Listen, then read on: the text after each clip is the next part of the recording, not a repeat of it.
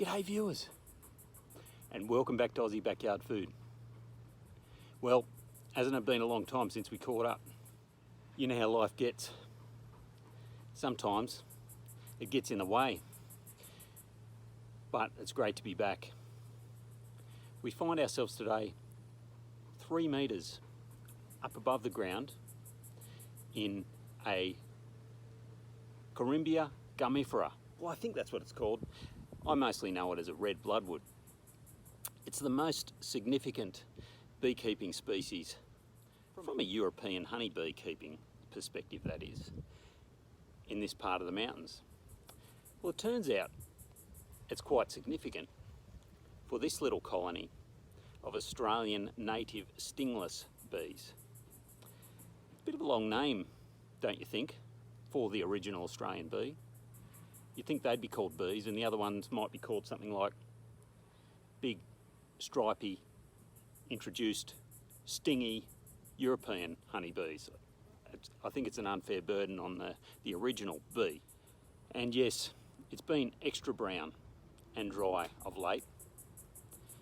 It seems like each consecutive summer gets hotter and drier in this country. It makes me wish that I didn't complain about all the other summers, because this one's just been brutal. Half the country has been on fire. I've actually picked one of the rare smoke-free days to film this. Whilst the fires are mostly contained at the moment, due to the good work of the local RFS, the fireys, as we like to call them, and their amazing backburning efforts, they seem to have the fire pretty well contained.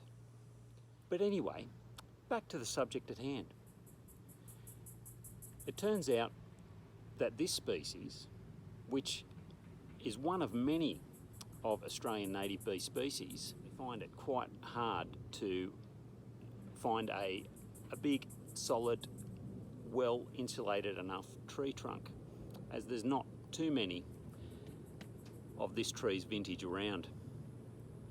So that led me to custom build my own hive to try and recreate that snug, well insulated feel that the bees will hopefully, through a process known as eduction, that's what this tube's all about, find my custom built hive suitable enough to make a new residence in.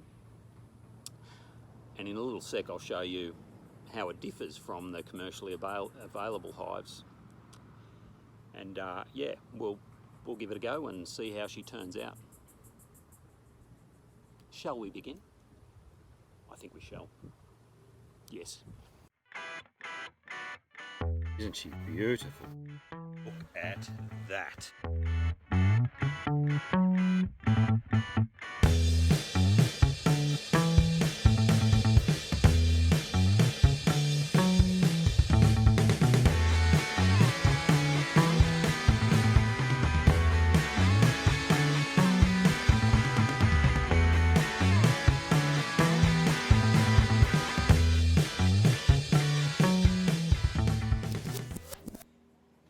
Okay, so this is the Aussie beehive I bought from eBay from a company called Hives, on a bit of an impulse, I must admit.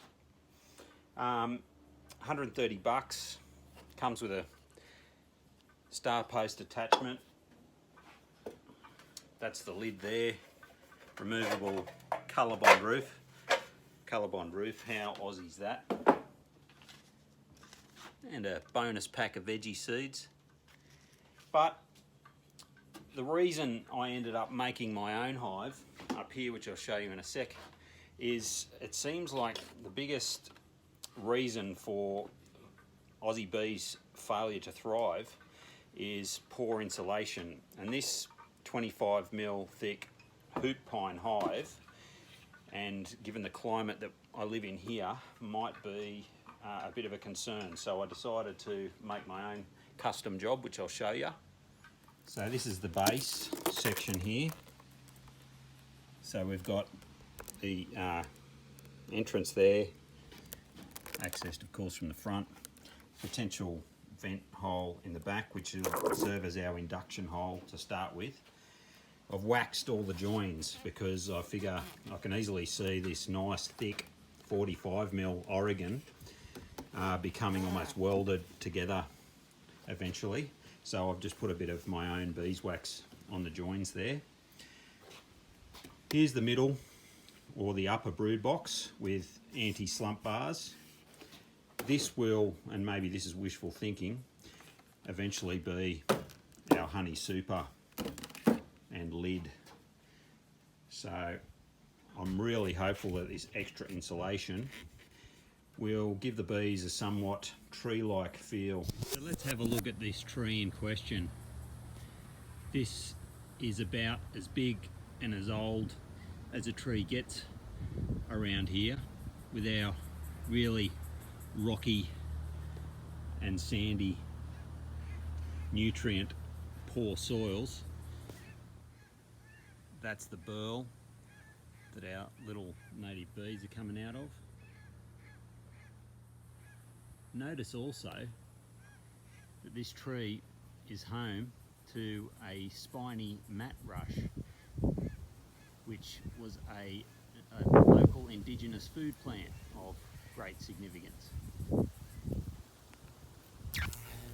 As you can see, I've taped up the join, so that should make it even more snug until the bees can seal that join themselves. So now I need to strap the hive in place so it doesn't blow away. Being that I've never eaten the delicacy that is Australian native honey before in my life, my initial temptation was to take the chainsaw to this tree, whilst I was planning on re-establishing the colony in a box similar to this. It would have done probably potentially irreparable damage to the tree, and that was a bit of an impulse that I soon overcame. And I looked up this process known as eduction.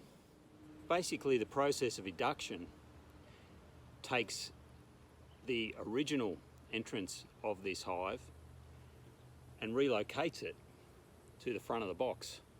So the bees have to transfer through this tube, through my box, to their new entrance.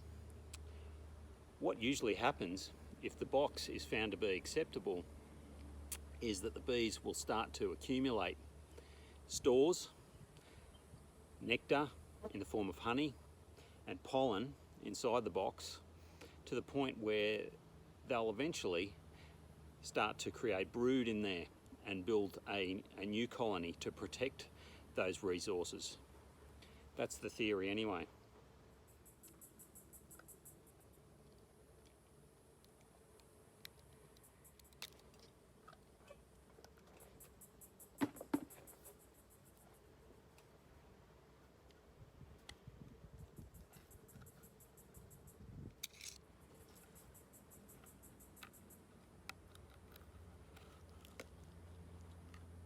Needs to go inside the existing entrance.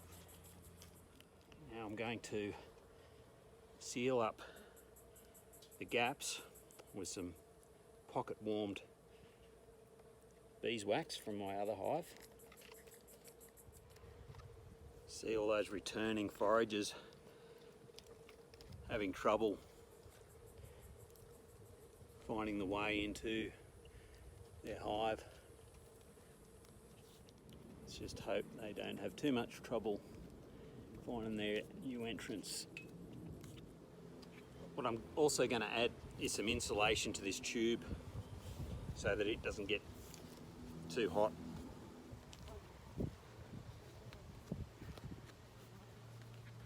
So as you can see from the amount of confused returning foragers, this was a very healthy hive. So all that remains now is for these bees to find their new entrance, which I've gone and smeared some bloodwood sap on. You can really see how beautifully coloured that red bloodwood sap is, because bees will typically look for a dark entrance hole.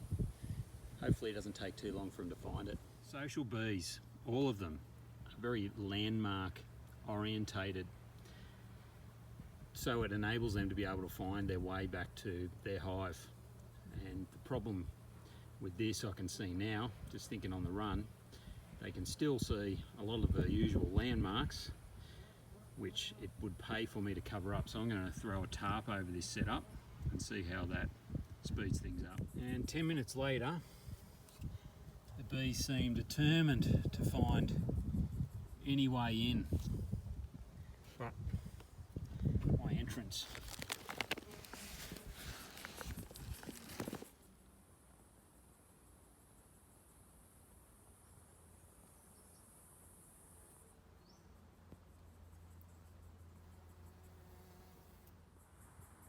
Not only does this tree provide the necessary structure for these little bees to construct their home, but as you can see here, it also provides a very useful building material in the form of the characteristic sticky red sap that the tree is known for.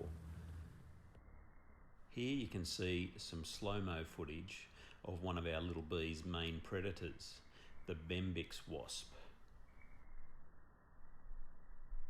On this afternoon, I noticed 3 or 4 different wasps picking off our little bees in mid-flight.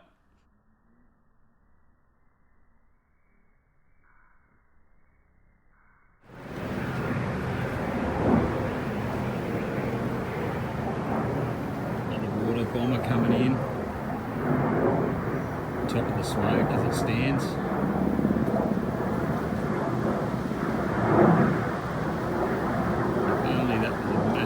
Eventually, of course, the rains did come. That white dot in the middle of the map shows where I live. The grey area shows how much of the Blue Mountains World Heritage Area was burnt out. A total of 81%, in fact. And that's the sound of rain putting out a very big fire.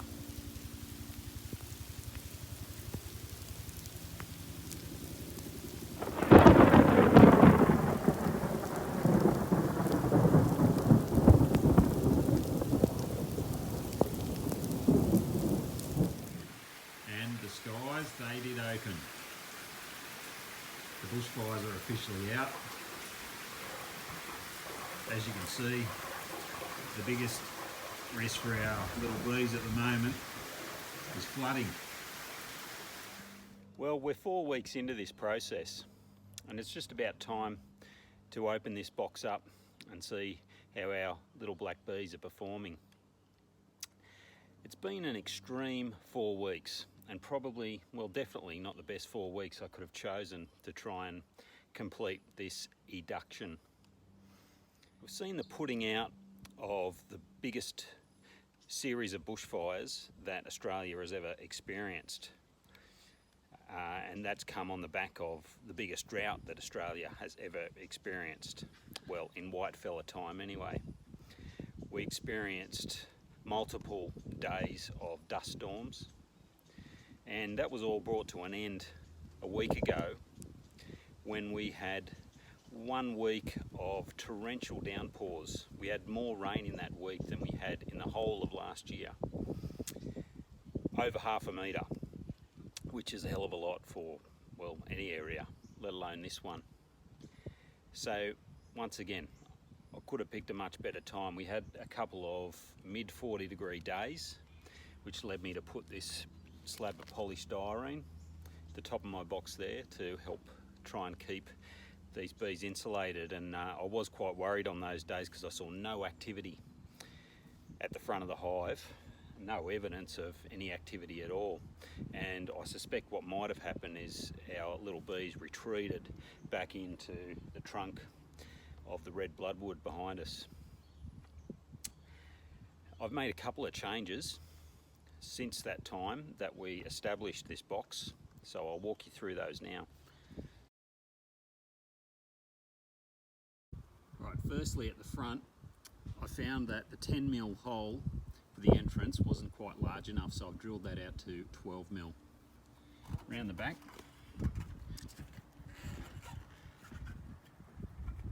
I drilled the rear entrance out from that small hole that contained that clear plastic smaller tube to accommodate a larger 20mm irrigation tube, because I also found that that was a bit too constrictive to allow a good flow of bees from here through to here. As you will notice, I've put a larger pipe here. I had to abort the old pocket warmed beeswax version of sealing up this pipe to tree seal and resort to liquid nails, which is a product that sort of hardens. It's a water-based product that I hope isn't too toxic, but I had to resort to that. The big guns, you might call it, were pulled out.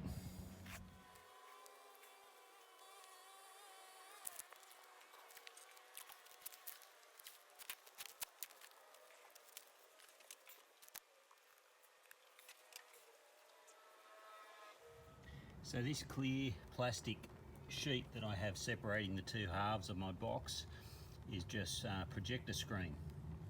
So that gives me a good opportunity, a viewing window to see how the bees are going without having bees spilling everywhere, getting squashed when I join both halves back together again. But yeah, it's a little bit disappointing not to see more construction going on inside there. Looks like the bees are just transitioning through here at the moment. Oh, they are.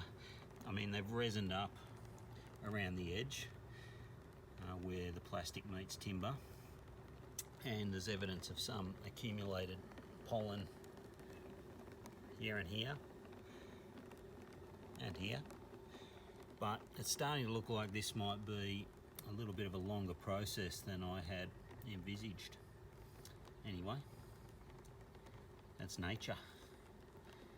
She doesn't follow the script sometimes. Well, believe it or not, we're almost at the 12-month mark with our little black bees. And I don't need to tell you what an interesting 12 months it has been. Interesting, maybe that's a bit of an understatement. We started out with bushfires and dust storms, the worst drought in Australia's recorded history, then floods, and now a global pandemic. I really hope you and your family are surviving and thriving in this difficult time. Our little black bees, on the other hand, well, they certainly have been thriving and surviving. I say that, I haven't actually opened these guys up for nigh on 7 months. So I'm really keen to get in there and just to see how well they're going, and hopefully get this bee hive separated from a red bloodwood tree here and permanently ensconced on my deck so I can keep a bit of a closer eye on them. Let's get into it.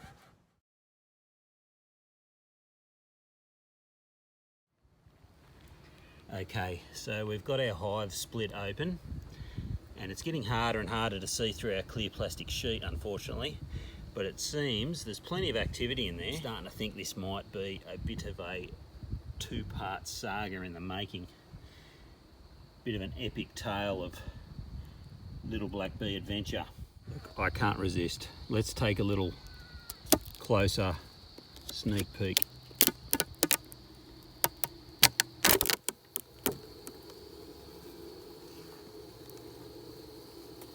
Wow, so much resin build up in there, but yet no brood cluster. All right. Before I let you go this time, I want to take you on a little tour of my veggie garden.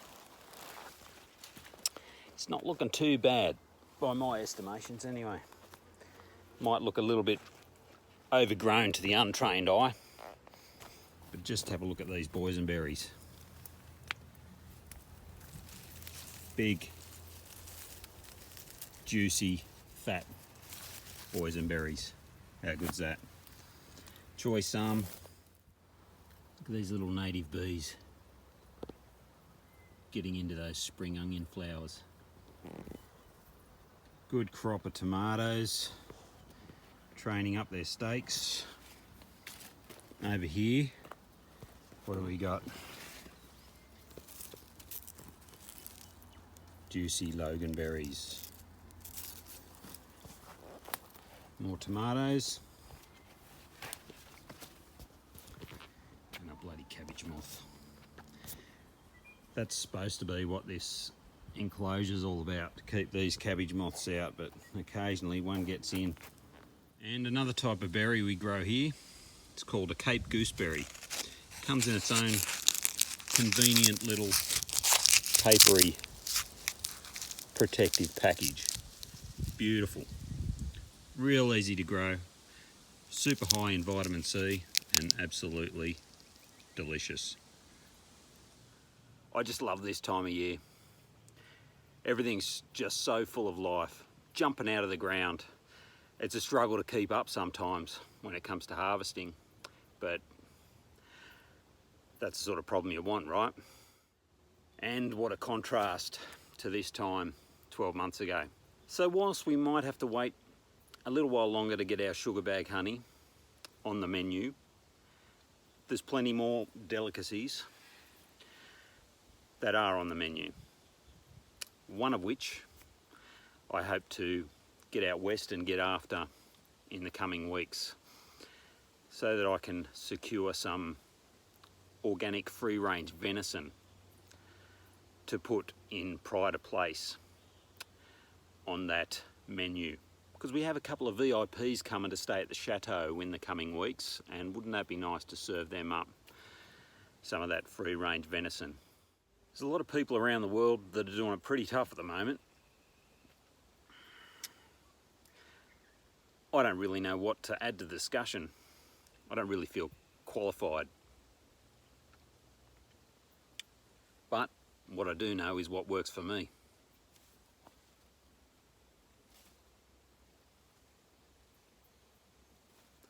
So on that note, look after yourself. Eat well. Grow some veggies. Go fishing. Hunt some deer. Just get out in nature.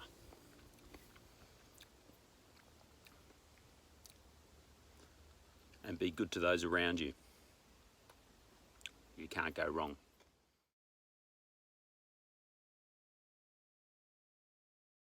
Well, it was a mission, but how satisfying.